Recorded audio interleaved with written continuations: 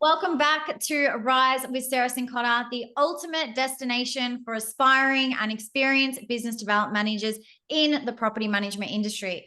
I'm your host, Sarah, and today we have a special guest joining us who's about to share some invaluable insights and experiences that will empower you to become a standout BDM.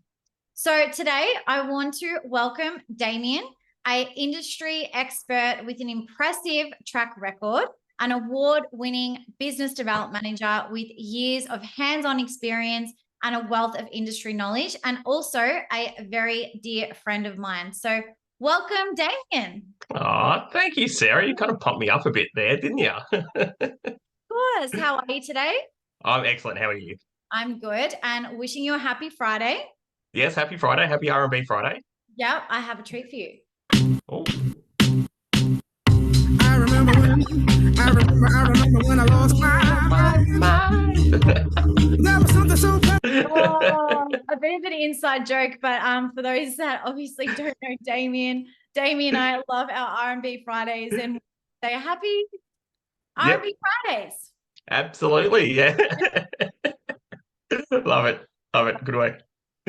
Damien, for those that don't know who you are, can you please share a bit of insights into who is Damien? Yeah, no problems at all. So, I'm a father and a husband, foremost, more than anything else. I am a property professional. I have been in real estate for quite some time now. I'm currently a business development manager at O'Brien Real Estate in Mentone, which is a Bayside suburb in the southeast of Melbourne, and also a viral TikTok sensation too. You are. Damien, I always love seeing the content that you put out, and I've also shared with some of my risers before just how you're so good at putting yourself out there, and you definitely see your personality come through and shine, and you share your humor, and I just feel like whenever I see you pop up on my feed, it just puts a smile on my face. Thank you. Yes, I don't want to make people cry. I'd rather make people smile. So, Absolutely. yeah. Yeah. So, Damien, can you tell us a bit about your journey? So, you said you've got a lot of experience, and I know. So, how long have you actually been in the industry for? So I'll give you a hint. So because you like your R&B so much, I started in the same year that Low by Flow Rider was released, which is a song that goes, apple bottom jeans, boots with the fur. So that was 2008. Yeah. So it has been 15 years now in the real estate industry. So it's a long time. I didn't think I'd get to this long, to be honest. I've lost my hair in the meantime as well.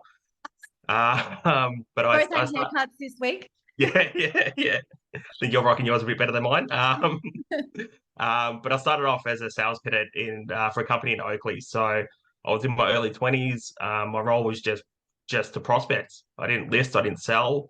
They told me to speak to 103 people a day, and that's what I did. So there was a lot of door knocking, a lot of cold calling too.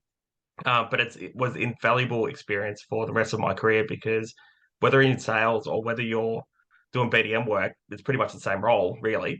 Yeah. The prospecting is the key to a good career, really. Yeah. And the other thing that door knocking really did teach me was how to think on my feet as well. So you're knocking on the door of complete strangers, and you got to come up with conversations. So I would manage to, I've always been pretty good at building rapport with people, but being on the doors, you just figure out other ways to kind of find something in common with people as well. Yeah, absolutely. So, Damien, what do you love about being a business development manager? Good question. What I love about the role is that no 2 days are really the same. You do deal with clients on different levels. So you've got your mum and dad investors, you've got your developers, you've got your high net worth individuals too.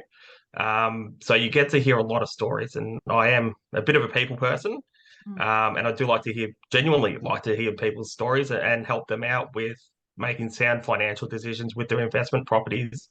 I am lucky because I do have quite a wealth of knowledge of property now in my experience, that I can guide them on sales campaigns and rental campaigns and investing and tax depreciation and bits and pieces like that too. So Yeah. I really do like to help people out and achieve great results for them. Yeah, absolutely. So Damien, with because many people that are watching, they're either going to be, starting in the industry or they're going to be experienced business development managers. And one of the things that you just mentioned was about your sales experience prior to being in the business development management role. And there definitely is an overlap. So when you go back to thinking about the transition to, the sales into BDM, what do you think was the biggest skill set that you either already had or that you had to develop further to really help your career excel in? So you're right that they are very transferable skills, because instead of, at the end of the day, people think we're selling houses or leasing houses. You're not really. What you're doing is you're selling a service. So you're either selling a sales service or property management service. So it is the skills that I really brought across with me, which did help, was presenting. So being able to sit in a living room, speak to people. I had that structure. I know what people like. I know how to read people too. I think that's very key, because you're not going to present the same to Mr. and Mrs. Smith, who's just bought their first investment property, as you would to a seasoned property developer or investor. So skills like that are quite important. And also closing. I do sign up quite a bit of business on the spot. I close whenever I can. I'm not an aggressive closer, but I'm just a subtle closer, and it works more often than not. Because the moment you leave the lounge room, you've lost an opportunity to secure the business. Someone else might come in after you and secure that business on the spot. Yeah. If you haven't asked a question, the answer is always going to be no. Yeah, absolutely. I think you really hit a few points that are a standout. So, with a lot of the BDMs that I mentor, a really big thing that I encourage them is to focus on the conversations that they're having with people and really understanding the motive behind, who they are, why they have an investment property, and really showcasing how you can help them along their journey. Would you agree with that, Damien? 100%. Yeah. The first thing I do with people is build rapport. Mm. So sit down and ask them questions. The presentation should, and I don't like the word presentation. I Yeah. think you're more guiding people, but it's more known as a presentation. But ask them questions, because they're the ones that are going on this journey. So I always find out what the plans are. If they're moving into state, why? Is it for work? Have you got family over there? What's your experience been? Yeah. Even on the tour of the house, if they've got, a Melbourne Demons poster up, then I could talk football for the next 3 hours with the people, type of thing. And I think, yeah, 100%, it is, it is a conversation with people, and you're there to give the right advice too. But, the odd saying is you can't walk into your doctor, they can't prescribe something to you without knowing the symptoms. So really sitting down, having a good chat with the people, get to know them, what they want to accomplish, and then how you can help them from there. Yeah, a great key to take away anyone who's watching and listening. So, would you have a specific success story or a case study that has highlighted a particular client that you've recently helped, Damien? Oh, I do actually, and this wasn't prompted either, this question, so this is Yeah. quite good. This has worked out. Yes, so excuse me, a past client of mine did reach out to me. They had purchased a property in my local area. The partner had a connection with another agency, a bigger brand agency. So they gave it to them to lease out. That particular agency wasn't in the area. So it sat on the market for about 60 days minimum, with, I think they had one person through or something like that. So she, who I know, who I'd done business with in the past, gave me a call and just out of the blue and said, "This is what we purchased. This is our experience so far. Can you help?" So I went online, and the property's in Mordialloc. Mordialloc is a family type of area. The property is on a subdivided block. They've bought the whole block and they're building in the back, so they've cut off the backyard, so to speak. Yeah. And it just wasn't marketed correctly in my mind. So they Traffic. had it advertised as a 4-bedroom house, but it was more 3 plus a study. Mm. In this area, if you've got a 4-bedroom house, you want to have 2 living zones. This one did it. Mm. And the backyard wasn't connected well to the back of the house anymore. So I told them about how I would do it. And I also had a very frank conversation with them in regards to the price that they were asking. And they had overshot it by a mile. So they took it all on board. They came across to me, and we managed to lease the property out in less than a week. Wow, well done. Yeah, so we had one private inspection, one open for inspection, and at least the other Thursday we went online on a Monday. So it is important that you actually do know your local marketplace as well. What's important to your tenants, prospective tenants or prospective renters, and give the right advice, because these little changes could have been done 2 months ago, and they've lost all that income now. Yeah, that's actually what I was going to touch on, Damien, because now with a case study like that in a scenario where you've really helped someone, it's that you've got that piece there that you are going to be able to use to educate anyone that you're speaking to and showing them, well, how you could have saved this particular landlord hundreds of dollars during that Correct. campaign, Absolutely. And that's something else that you build up over time is your stories. A lot of the time people come to you with problems and you've got a solution because you did it maybe 1 week ago or a year ago, or your colleague might have fixed the same problem 3 years ago or something like that. So I Yeah. do have that luxury of having those stories behind me. But for the new people that may be listening, speak to your colleagues. How are things fixed? And because there's not too much that comes up in our industry that hasn't been happened before. So yeah, figure out how to fix it and make it relatable to people as well. Yeah, really great points. And if you don't have any colleagues, chat to another BDM. And in that, Damien, people don't know how we met, but a story is that we actually were BDMs at the same time, working for the same franchise group. And I think it was really great and a perfect example of, from that connection and relationship that formed, even though we were essentially competitors in the industry, we help each other out and we can share those stories and share ideas, because every business, every person is going to be different anyway. So it's another really great way, and encouraging BDMs, if you're new and you don't have anyone to necessarily go to, then, one, we have Rise with Sarah Sincotta community group, and two, reach out to other BDMs in the industry and share their stories like Damien and I did, because now, not only do we continuously support each other, but we've got a friendship out of it. And I think that's just great in itself. Yeah, 100%. Because we really kind of hit it off. I think it was during those lockdown months Yes. or years, right at the start of it. So, and we were coming to each other for help and advice, and it was invaluable because I didn't really reach out to any other BDMs except for another mutual BDM that we know. Yes. So reach out to other people. What you're doing, Sarah, here with Rise is great, because BDMs do fall into in between sales, in between property management, and we get kind of ignored to a certain degree. But yeah, most BDMs will be happy to have a chat to you. Pick up the phone. If you can find my details, give me a call. I'll be happy to have a chat as well. But yeah, what you're building here is quite special. So Thank you. And Damien, through your career, what are some of the challenges that you have faced, or perhaps you've seen other business development managers facing in their role?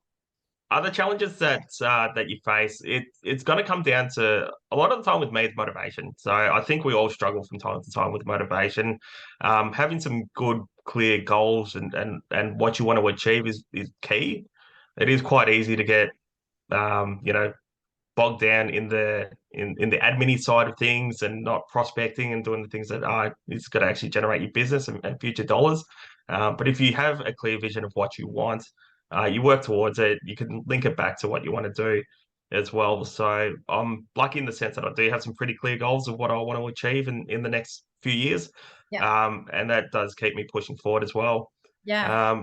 It it does as well, and it happens mainly with newer BDMs as well. But the commission and fee conversation can be a bit tricky too.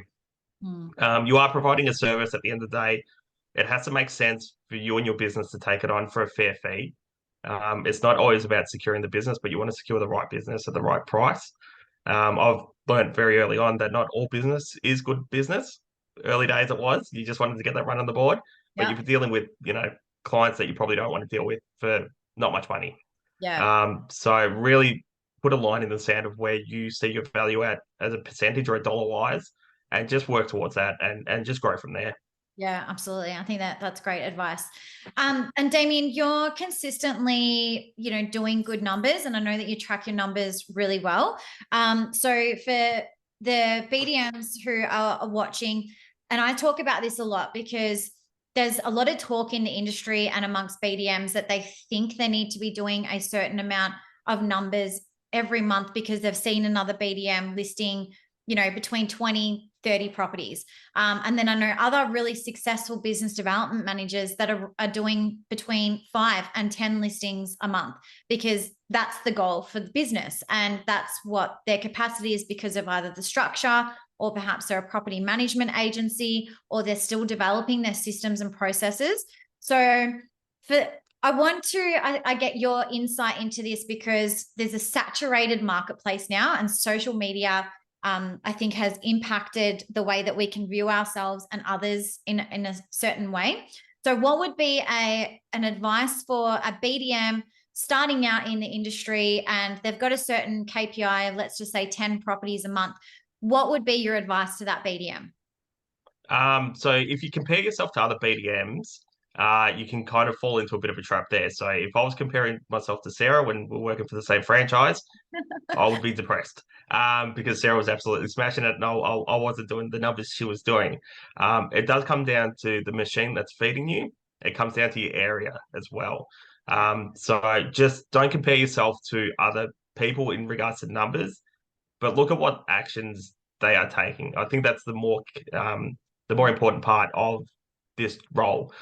Look at what people are doing to be successful, and just do exactly what they're doing. You don't have to reinvent the wheel. Um, it depends. Like 10 per month for a particular area can be easy, or it can be hard. It depends on the type of property, the type of landlord too. So, if you're doing 10 properties in like a Toorak, like a real affluent area, like real upmarket stuff, well, that you'll be doing pretty well. But if you're doing 10 in a new estate kind of thing, like in your Clydes or wherever of the world, maybe it's not so good. But the number of listings is one thing, but it's also how much money is that generating for the business? That's right. And that's what you really have to take it back to, because if you're getting 10 listings at, 10% management fee, well, yeah, you're doing pretty well. But if you're getting 10 listings at 3% management fee, well, I would beg to differ. I'd say you're not doing that well indeed. Yeah, absolutely. So know your numbers, do what you can do, what's in your control, know your area, your demographic, be consistent is another point that you made, and really have a chat to your directors if you don't know the actual revenue amount that you need to be bringing in, I think, as well, because I think for me, that was a real game changer with mindset wise, when, I went from being new in the industry to just being wanting to list as much as, I could, to then actually knowing, well, this particular property that I bring on to the business is going to bring in X amount of revenue, and then the asset value as well over the longevity of the business. And I think it's really important for business development managers to know those numbers, Damien. Would you agree? 100%. I'm lucky in the sense that the company I work for now, the office had actually had these. Well, they've rejigged it since I've been there, but they always track the asset growth and management fees and everything like that. Whereas previously that wasn't tracked so well. Yeah. We look at things on a quarterly basis mainly, just to make sure that, hey, the asset value is growing, even though there's been a bunch of losses. We've lost, ordinary properties at ordinary fees, but we've gained some good properties at good fees instead. So, you're still ahead of the pack. Losses are going to happen. People are going to sell. People are going to be unhappy. People are going to get offered cheaper, this and that. Yeah. You just have to make sure as a BDM you are keeping that topped up and growing the business. If you don't know if you're growing the business or not, I would suggest that you sit down, get an Excel spreadsheet worked out with your director, and work it out. We do it. We've got a spreadsheet we do every month.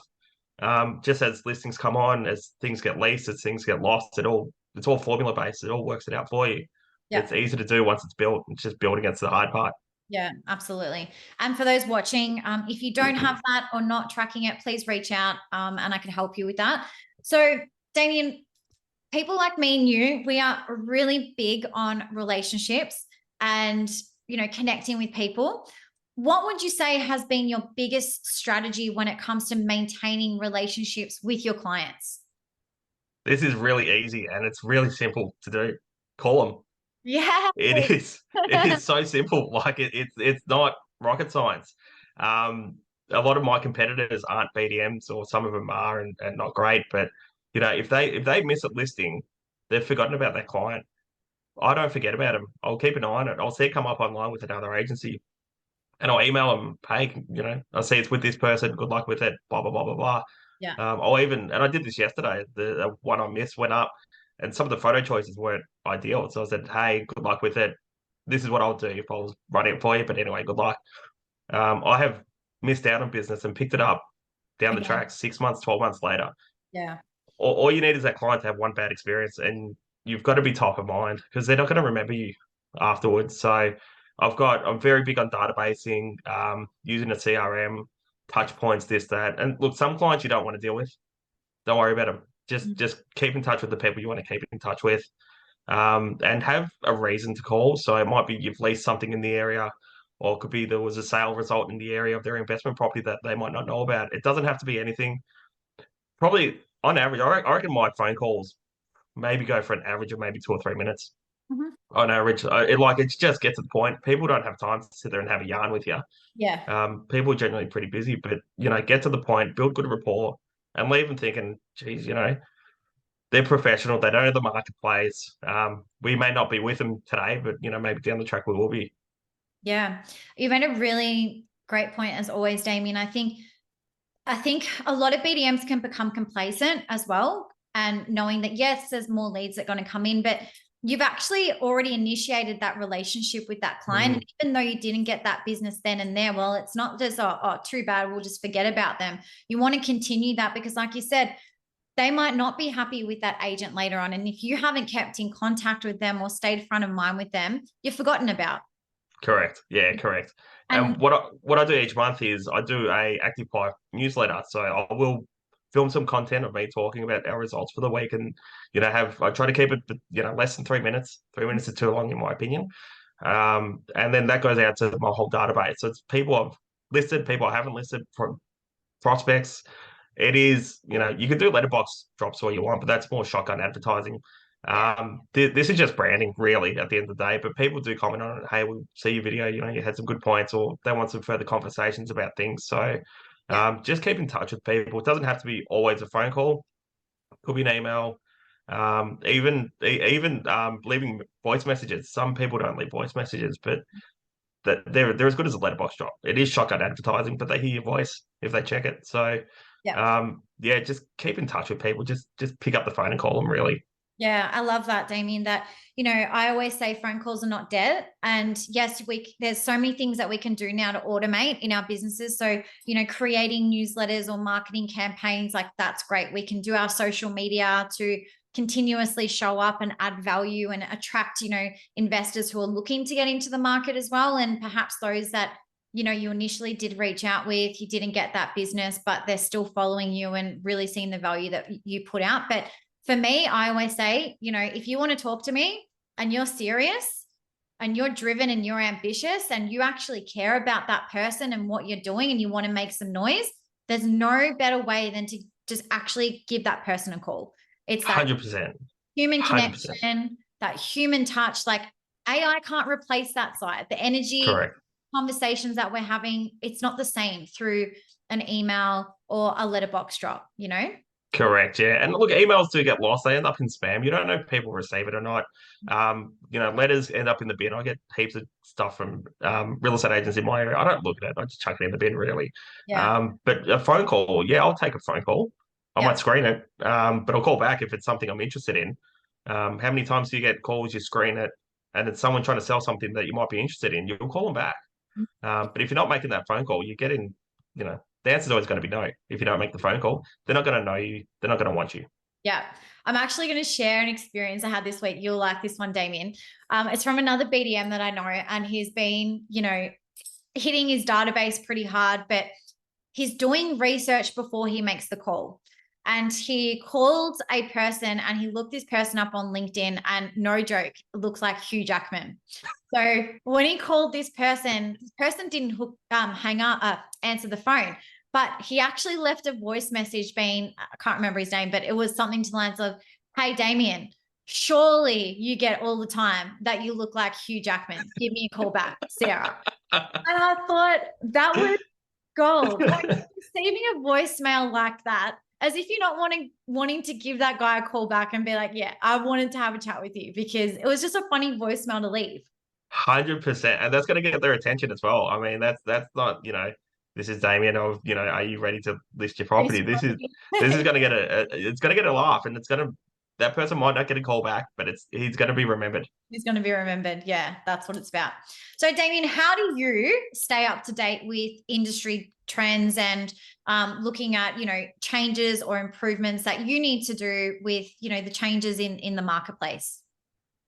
Good question. So I've read a lot. So I'm not on Facebook anymore, but being part of some of those Facebook groups is great. Can be a bit detrimental to some of your mental health as well if you read too much of those comments. But it definitely is a good source of new information. So if you follow things like the REIV, Consumer Affairs, I am an REIV member as well, so I get all those emails that come out about all the changes and everything like that. But it's just like I'll have a look at SQM research to find out details such as vacancy rates and bits and pieces like that. I do read a lot of like news articles on real estate and what's happening in the marketplace too. So I think it is important that you do know your vacancy rates and your average rents and bits and pieces like that. Especially if you're a rookie business development manager, because if you're coming up against Sarah's got everything at a in an arsenal to take you down kind of thing.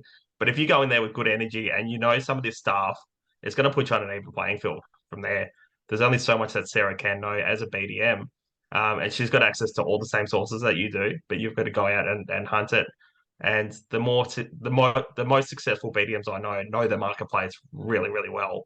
Yeah. You don't need to know the entire marketplace. You just need to know your marketplace. Yeah. Absolutely. Completely agree. And not just rookie BDMs, Damien, but again, going back to, doesn't matter if you're just starting out in the industry or you've been a BDM for 20 plus years, don't become complacent. You still need to educate yourself, learn new things, get with the times, like technology and AI, how it can help streamline your activities that you're doing so that you can be out there and doing more of what I say is, revenue generating activities for the business. So it's, yes, know what's happening. And I think as well with forming relationships and getting your name out there, it's constantly, you need to be sharing what's happening in the demographic and your market area, because that's what investors want to know. Like what are tenants looking for in houses right now? What is the average rental price? How many days on market would my property be expected before it is rented?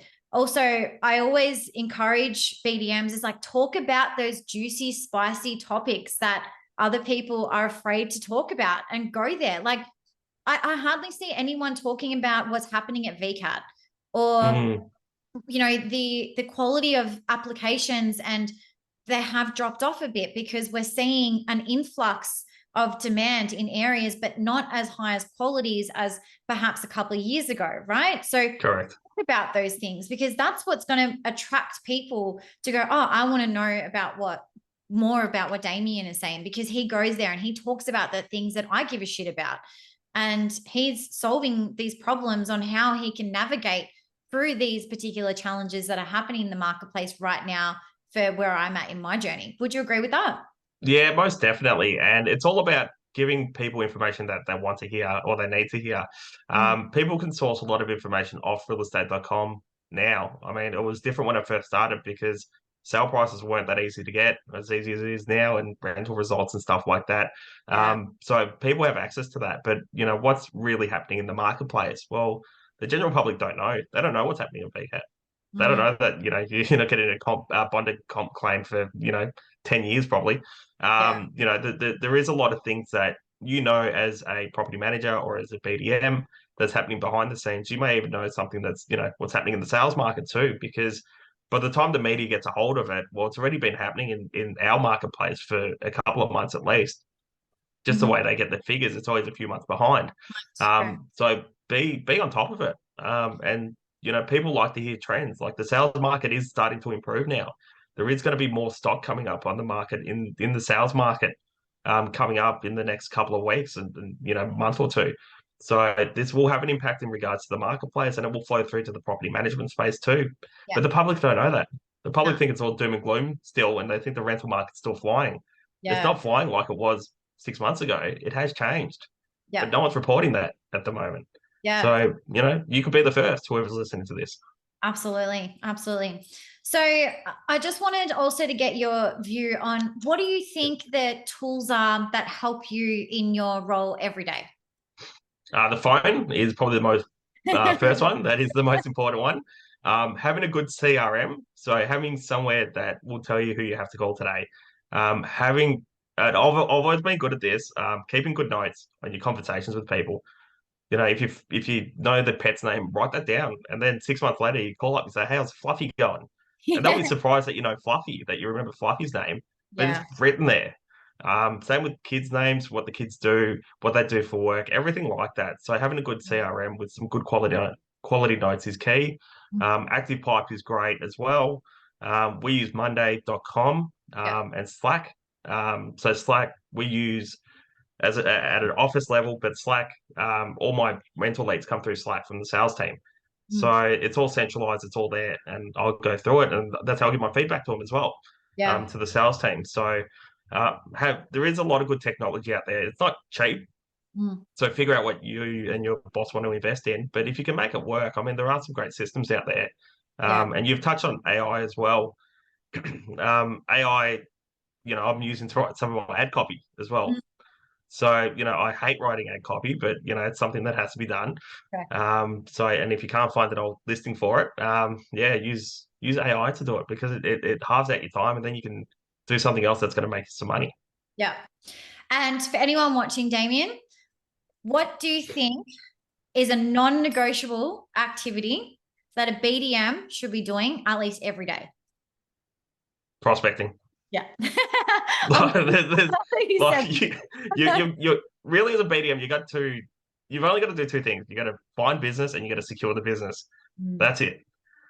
You don't have to do letterbox drops. You don't have to like people get too busy doing stuff that's not important. All you have to do is call people, make them love you, and make them want us to sign a management agreement with you, and then the rest will sort itself out. Very little of what comes to the rental market doesn't lease. If it doesn't lease, you're not working it as Yeah. well, or you've misguided them. But getting that business is the most important part. So just pick up your phone and call. No one likes to do it. I won't lie, no one likes to do it, but you got to Oh, have the goal, and it comes back to the goals. yeah. Having some real good goals. You say, okay, I'll make 20 calls today. I'm going to get one step closer to whatever it may be. Yeah. Yeah. Like one of my goals was 200 calls a week. And sometimes when I tell people that, they're like, oh my God, that's a lot. I'm like, not when you break it down into your days. It's not a lot of calls, And Correct. I think it was when by me having that goal, it was something that I was working towards. And I never got to 200, but I think in 1 week I did 170. Oh, did I get to 200? Was either 176 or just over 200 calls that I had made in 1 week. And I always say what you do today manifests your tomorrow. So if you're not prospecting today, Yeah. you can't expect that miraculously you're going to get the results that you want for tomorrow. Correct, yeah. And it's the work you do today that it's going to feed you 3 months, 6 months later. Very rarely you're going to pick up the phone and you speak to someone, they're like, yes, we're ready to list today. It's Yeah. more so, no, we're looking to buy an investment property, or, we're going to be moving out of our house because we've been relocated to somewhere else in 6 months' time. With those calls, you do have the opportunity to build a relationship at that time. So the ones that you get straight off the bat, and the office call-ins, I mean, office call-ins are the toughest ones to get because they've generally called the 3 or 4 other agencies in the area too. So then it just becomes a bit of a fight and commission. Yeah. But if you can stop all that by being the first one there 6 months before by picking up that phone and doing it. It will actually make your life a lot easier on the listing side of things, Absolutely. if you do make those calls. Yeah. So pick up the phone, guys. Um, Damien, what has been your biggest highlight in your career? Besides meeting you, Oh,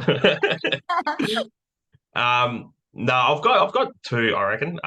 So the first one would be I was recognised as the O'Brien BDM of the year last year. yeah.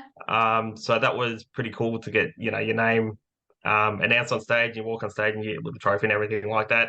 As much as money is one thing, and we all do this to earn a living, but recognition is very important, and it is to me as well. So having that recognition from my peers is excellent too.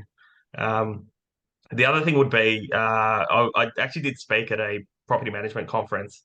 I think it was last year or the year before, and public speaking is not something that I take very easy. Like I can't do public speaking, but I saw it as a bit of a challenge to get up there.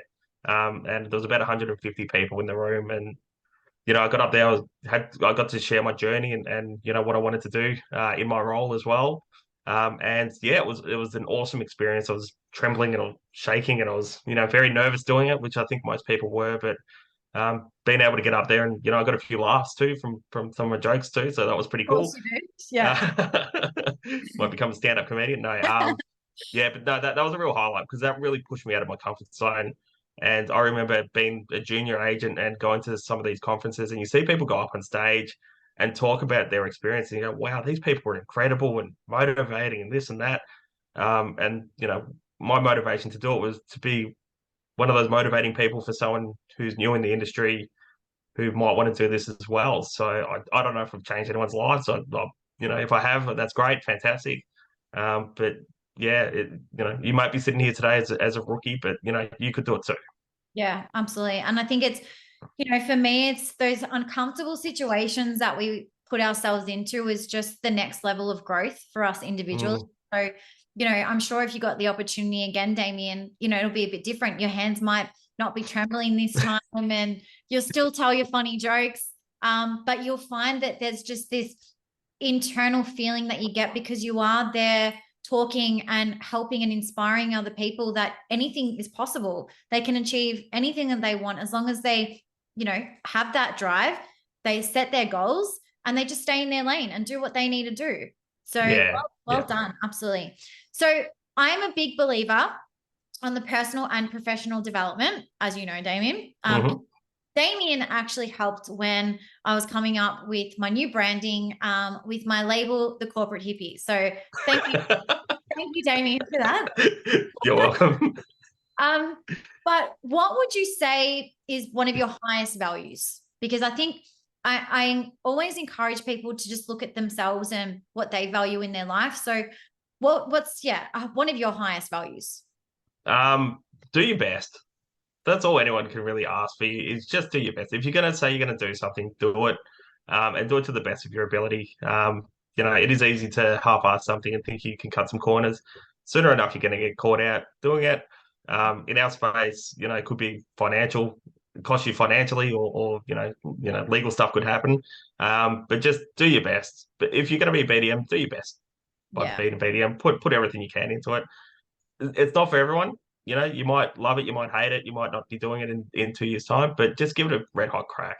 I don't want to get to a stage when I'm much older in my life going, geez, I wish I did this, or I wish I tried a bit harder in this. So I think that's one of my key values, and also personal growth as well, because we're only on this earth for a short period of time, and we want to make a difference and want to do as much as we can. I'm doing 2 degrees in my own time at uni. So, and that's just to get better and fill my head with more knowledge and, have the ability to service my clients a bit better too. Yeah, just incredible. Absolutely incredible. And Damien, one last thing. If you could do anything in the world, what would you do? If I could do anything in the world, I would love to just travel the world.